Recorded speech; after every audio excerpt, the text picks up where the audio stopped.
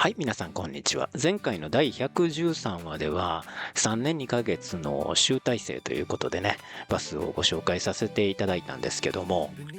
それからですね、実際に何度か車中泊に出かけてきました。それでね、実際使ってみて良かったところ、悪かったところっていうのを今回はご紹介していきたいと思います。8ナンバーの登録ができてから1年ちょっと経ってるんでね、そこから完成までの間には九州に旅に行ったりとか北海道を一周してきたりとか、実際このバスを使ってみて、ここはこうした方がいいなっていうところはね、その都度改良してきたので、ここがこんなはずじゃなかったのにっていうことはね、あんまりないんですけども、それでもね、やっぱり旅に出るたびにここをもうちょっとこうしたらよかったなとかっていうところがね出てくるもんでね、僕の場合はね自分で作ってるのでここをこう改良しようかなっていうような感じですけどね。まあね、そういうところもねいくつかありますんでね、これからキャンピングカーを作ってやろうとかね、購入しようかなと考えている方の参考になればと思いますんで紹介していきたいと思います。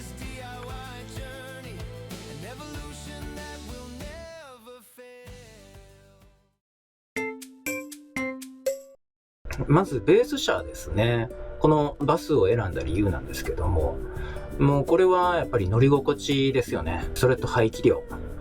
れ 4000cc なんですけども、キャンピングカーだいたいねビルダーさんが作っておられるキャンピングカーはベース車がカムロードとかね、タウンエースなんかの場合もありますよね。タウンエースなんて 1800cc ですよ。重さ結構ありますんでね、キャンピングカーってね、いかに軽く作るかなんですけども、軽く作っても中に積む設備っていうものの重さってやっぱ省けないですよね。キャンピングカーは設備がいっぱいね乗るので重くなっちゃうんですよ。それでその重い図体をですね 1800cc のエンジンなんかで引っ張れるわけがなくてですね、坂道なんかでは皆さんかなりしんどい思いをされてると思います。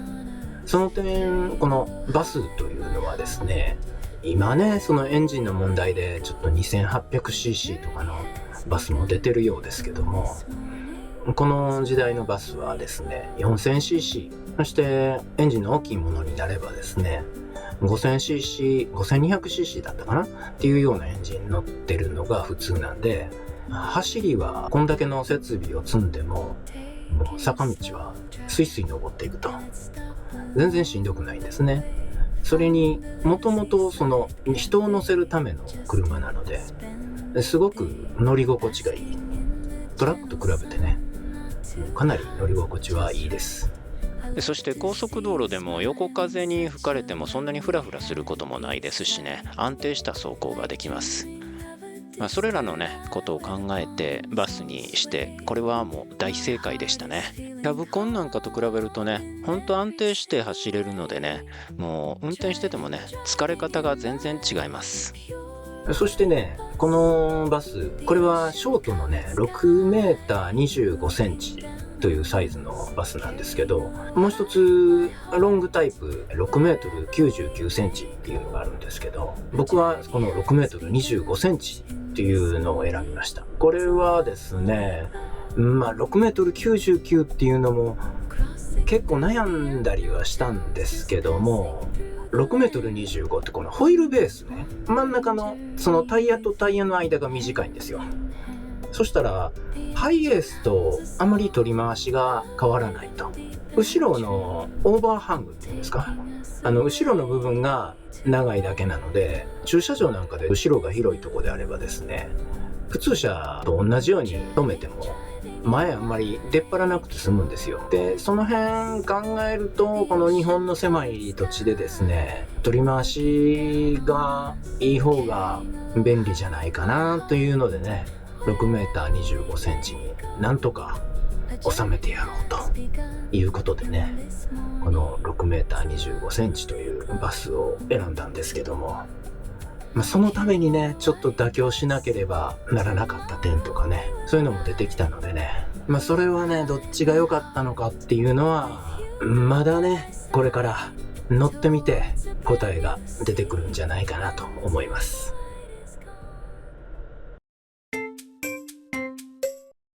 そして僕がすごい参考にしてたのがスクーリー、主にアメリカなんですけど、スクールバスの古いのを改造してキャンピングカーにするという人たちのことをスクーリーって言うんですけど、それとかですね、トレーラーの上にタイニーハウスを建てる、そういうのをね、すごく参考にしましたね。考え方がね、全く違うんですよ。どこでも生活の質を落とさずに移動したすごく景色のいい場所に車を止めて、そこで生活をするという、そういうコンセプトでキャンピングカーを作ってるんですね。日本のビルダーのように、とにかく椅子を展開してベッドにしたら何人寝れますとかね、たくさんの人が寝れればいいというような、そういうことではなくて、その生活の質を保ちつつ、どこでも自由な生活をするんだというのがコンセプトなので、もう全く考え方が違いますよね。キャンピングカーね、この椅子を展開してベッドにすれば何人寝れますとかって、それを売りにしてるようなね、キャンピングカービルダーさんがほとんどだと思うんですけど、日本でもおそらくね、皆さんそうじゃないかなと思うんですけど、実際キャンピングカーの中で寝るって家族以上の人数で寝ることってあります？僕はね、もうまずないと思うんですよね。そのね、無駄な就寝定員ね、ベッドを展開して作ってね、ここにも寝れます、あっちにも寝れますって、そのギミックの重さがね、重い。お金もかかる。そしてその展開するめんどくささですよね。すべて単なる負債じゃないですか。だから就寝定員はね、家族分あればいいと思うんですよ。で、極力ね、その展開する場所が少なくて家族が寝れて、あと乗車定員なんかは家族プラス1人2人乗れたらいいと思うんですよ。もうまずね、家族以上の人がね乗ることってあまりないですし、乗ったとしてもね、キャンプ場からお風呂に行くときにちょっと乗せてとかね、その程度のことですよ。別々にね、車2台出せばいいだけの話ですから、そんなにね、乗車定員が少なくて困ることってありえないんですよね。だからもうまずね、キャンピングカーを選ぶとき、家族以上の人数が乗れるとか寝れるとかね、あんま考えなくていいと思うんですよ。それを考えるんだったらね、自由な生活ですよね。生活の水準を少しでも上げれることを考えた方が後々楽ですしね、楽しいキャンプ旅ができると思います。もしね、僕がこれね、アメリカに住んでるんだったらね、間違いなく一番大きいスクールバスみたいなやつを買ってですね、キャンピングカー作ったと思いますね。日本ではね、さすがにね、道が狭いし、駐車スペースとかの問題もあるんで、ね、この 6.2 メーターに全てを凝縮してやろうと思ってね、いろいろ考えてやりましたけど、もうアメリカだったらね、バスの空間の中にシャワートイレ別でね作って、食洗機やら洗濯機とか乾燥機とか、そういう生活の便利機器ですよね、そういうものはね全部つけて、もっとねハイテクな移動ハウスを作ったと思います。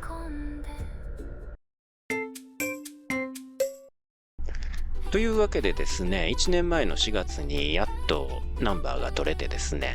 それから未完成のままであちこち車中泊には行ってたんですけども、今回完成してから初めての車中泊ということでね、このバスでは初めてのね四国に行ってまいりました。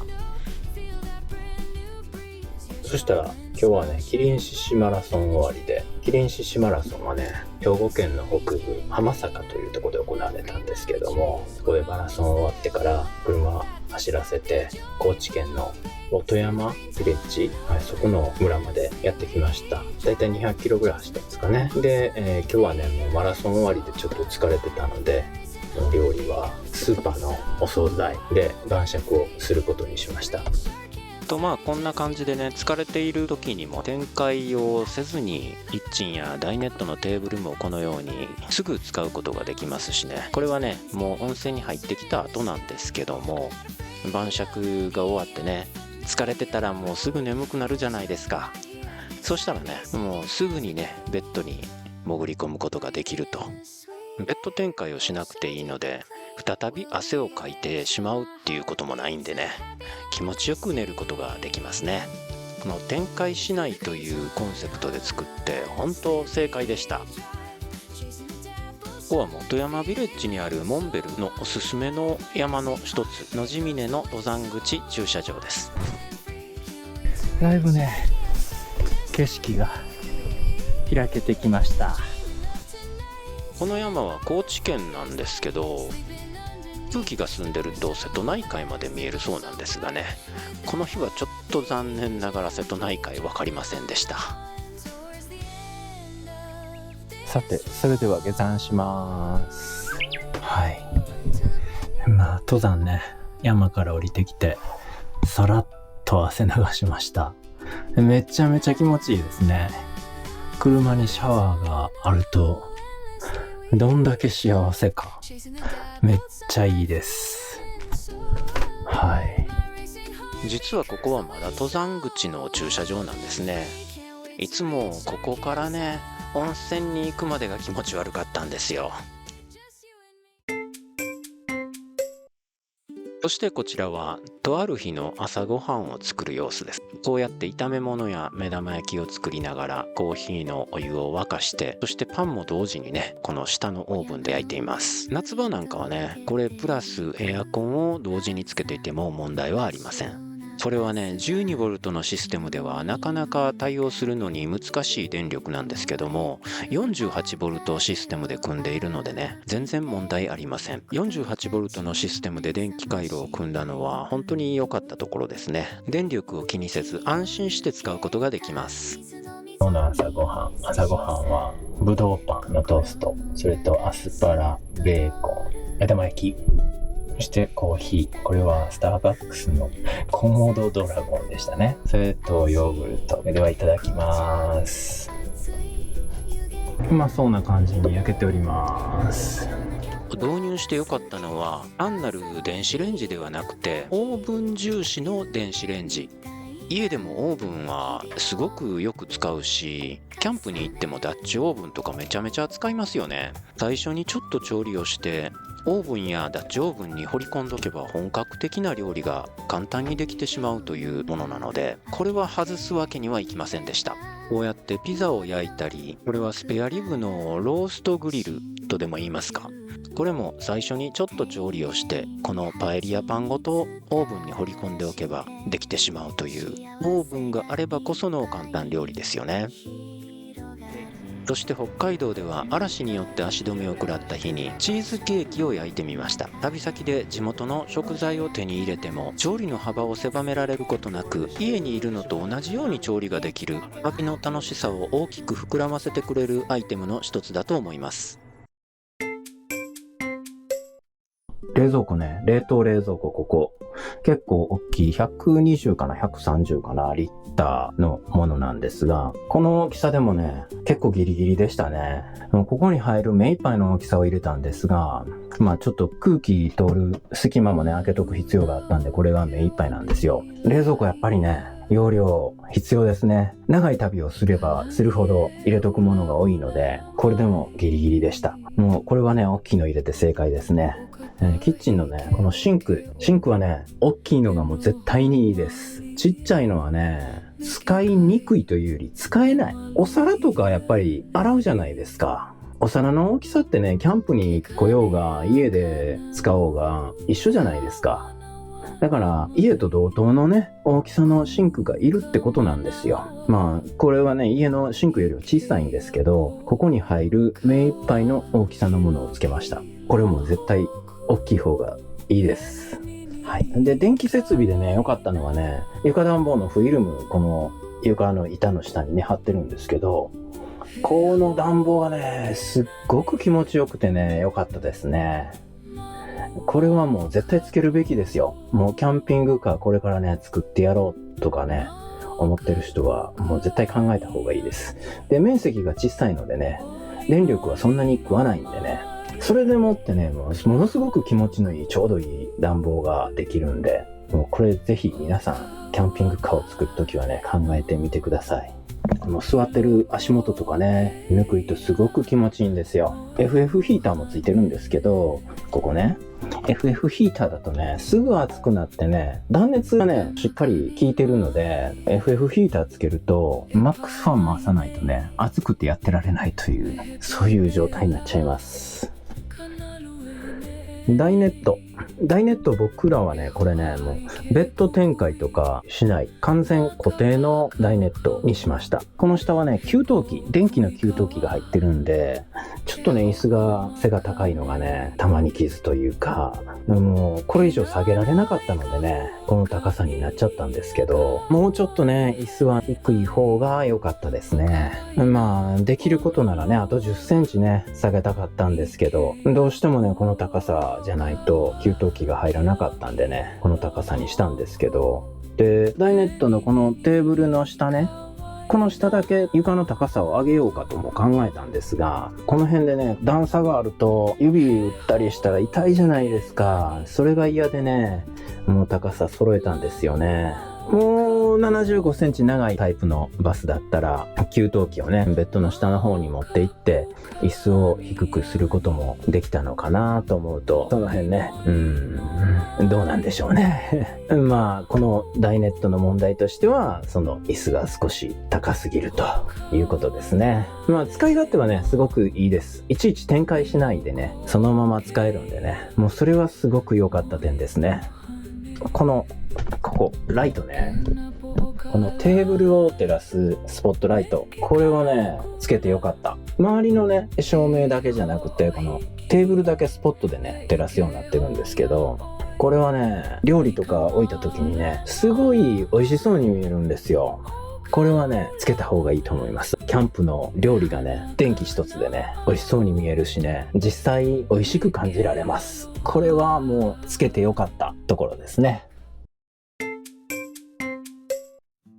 次はベッドルームなんですけども、これはね、横幅が 1800mm、縦が 1600mm の横向き2人就寝になってます。ここはね、車の長さが 6m25cm になったことで妥協したポイントなんですよね。本当は真ん中に通路を残して両側に縦向きのベッドをつけたかったんです。ここに縦向きのベッドを設置するためには、キッチンとダイネットを20センチ短くしなければならないんですよ。ところがそのわずか20センチ、たかが20センチなんですけども、大きな問題でした。頻繁に使うキッチンの台が20センチ短くなると調理するスペースが全くなくなってしまうということ。この IH とシンクの間のスペースですね。そして長時間いることになるであろうダイネットのスペースが20センチ短くなるとかなり圧迫感を感じるんですね。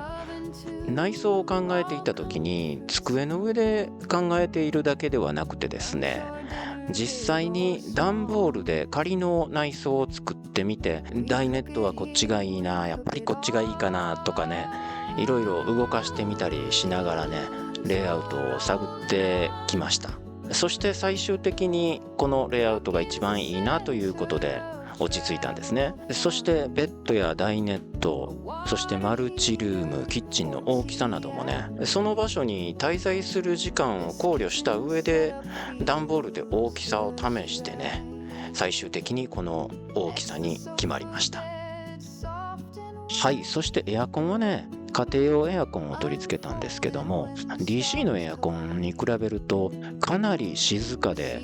そして電力効率がいいです。そしてマックスファンは前後に2つつけたことでね、夜でも風を通しながら安心して寝ることができます。ただね、このマックスファン、雨が降ると雨が叩きつける音がすごくうるさいんですね。このカバーを取り付けることによってその問題は解決しました。運転席周りから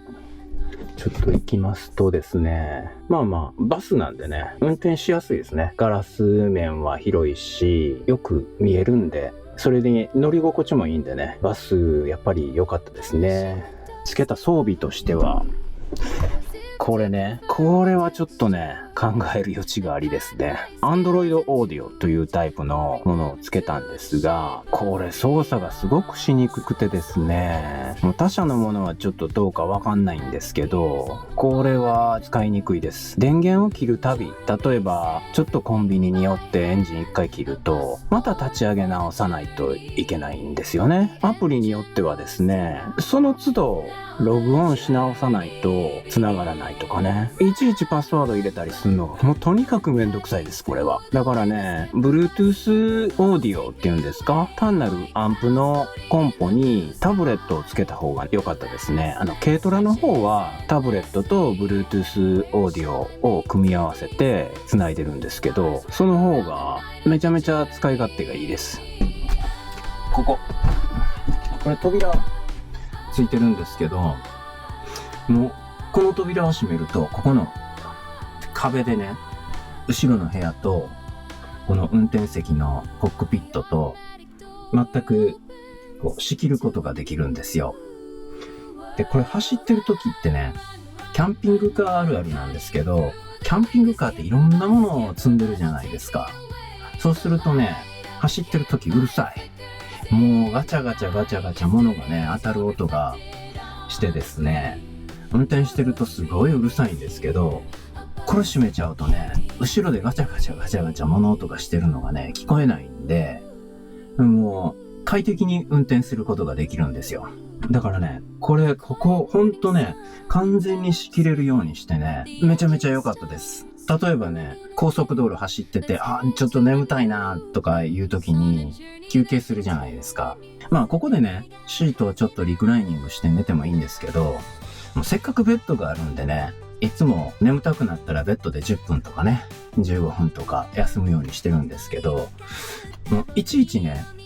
こうサンシェードとかする必要がなくて、このドア1枚閉めるだけで完全に後ろのプライベートが確保できるっていうのでね、ここはね、もうすごく重宝してますね、この扉ね。で、これ閉めとくとね、後ろで調理とかしても、この運転席の窓とかがね、結露しないんでね、冬場とかでもね。これはほんとね、いろんな面ですごく良かったと思います。で、この扉ね、まあ、すごくいいよということなんですけど、ちょっと一つだけね、改良の余地がありまして、車のエアコンのセンサーここなんですよ。これもともとこの位置についてたんですが、そのままつけちゃったんで、この後ろの部屋の温度は感知するけど、前の運転席のこの室内の温度っていうのをね、感知してくれなくて、後ろはね、冷房めちゃめちゃ効くんですけど、前ってこの温室状態じゃないですか、ガラスでね。そうすると、ここだけがね、温度上がっちゃって、ちょっと冷房が効かない時があるんですよね。で、この扉を開けて、この熱い空気がここへ流れてくると、即座に冷房を効くようになるんで、このセンサーはね、この位置そのまま置いといたのが失敗でした。これはね、運転席側の中に付け直すべきでしたね。これはね、また付け直しをしようと思ってるんですけども、その辺がね、作る時にはね、気づかなかった。これは失敗でしたね。まあ、こっちに付け直せばね、何の問題もないとは思います。はい。はい。ということでね、今回は実際に車中泊に何度か出かけてみて、良かったところ、悪かったところ、こう改良した方がいいんじゃないかなっていうところをね、紹介してきましたけども、制作の途中でもですね、一回作ったもののね、やっぱりこうした方がいいかなということでね、作り変えたとかね、もうすでに改良したところとかもたくさんありますんでね、その辺はね、過去動画に上げてますんで、ぜひ見ていただければと思います。そしてこれからもどんどん改良を重ねてね、進化させていきたいと思いますんでね、またその動画も楽しみにしていてください。それでは今回はこの辺で。